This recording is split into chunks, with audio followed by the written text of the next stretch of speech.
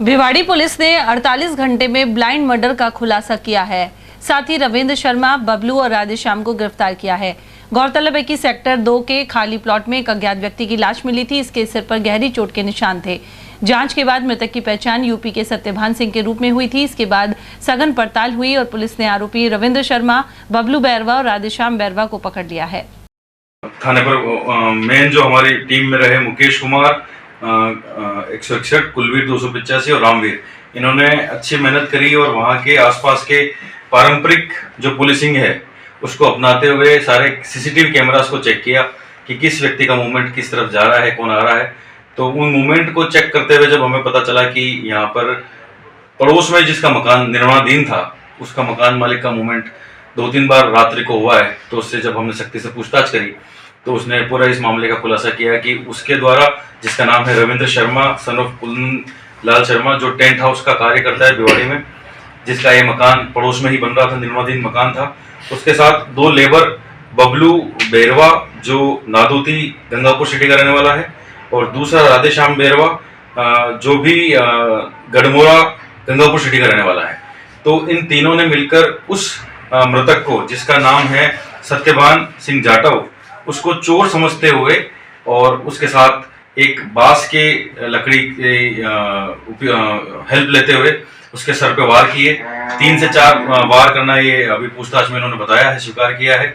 और 3 से 4 वार करने के बाद जब वो वहां पर बेहोश हो गया तो इन्होंने उसको अपने मकान से पास वाले खाली प्लॉट में इन्होंने प्लान किया कि इसको वहां पटक देते हैं, क्योंकि उस समय इनको लगा था कि ये अभी मरा नहीं है और ये बेहोश अवस्था में, चूंकि वो शराब पिया हुआ था, क्योंकि वहां पर 2 शराब के पौवे भी ये बता रहे हैं कि वो पी के वहां पर खाली पौवे थे जो इन्होंने वहां से फेंक दिए कहीं बाहर की तरफ, जो इन्वेस्टिगेशन में हम उनको भी जब्त करेंगे।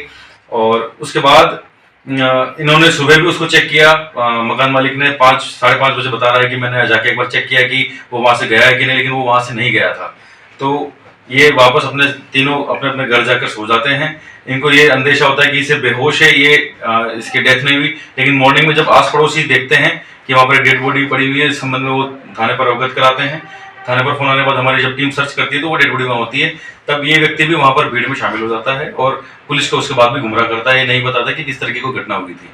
तो मोटा मोटी ये 3 आरोपी हैं जिन्होंने उस व्यक्ति को, जो शराबी था, सत्यभान सिंह, शराब के नशे में इनके मकान में वहां बैठा हुआ था और उसको चोर समझकर इन्होंने उसके ऊपर बांस की लकड़ी से वार किए और उस कारण से इसमें कई फैक्टर्स काम करते हैं। जब ये घटना हुई थी तो हमारे एसपी साहब सुश्री जस्टा मैत्री ने बड़ा तुरंत निर्णय लेते हुए कहा कि आप सभी एक बार इसको मौका देखिए। हमने कई जो हमारी स्पेशल टीम्स है, जिसमें एमओबी होती है, एफएसएल टीम्स होती है, हमारे डीएसटी की टीम्स, इसके अलावा थाने पर जो हमारे उपलब्ध स्पेशल टीम्स है, उन सब की सहयोग लेते हुए साइबर सेल का भी हमने उपयोग लिया है यहाँ पर। लेकिन चूंकि जो मृतक है वो मोबाइल उपयोग में नहीं लेता था, तो काफी चीजें हमारे लिए और भी कठिन हो जाती है कि हम किसी मामले को किस तरह से ट्रेस आउट करें। लेकिन फिर भी एसएचओ यूआईटी और डीवाईएसपी भिवाड़ी, इन्होंने काफी अच्छा कार्य इसमें किया। और पारंपरिक पुलिसिंग जिसे कहते हैं कि हमने सारे सीसीटीवी आसपास के जितने भी थे, तकरीबन 1 किलोमीटर की रेडियस में जितने भी कैमरे उपलब्ध थे उनको हमने चेक किया।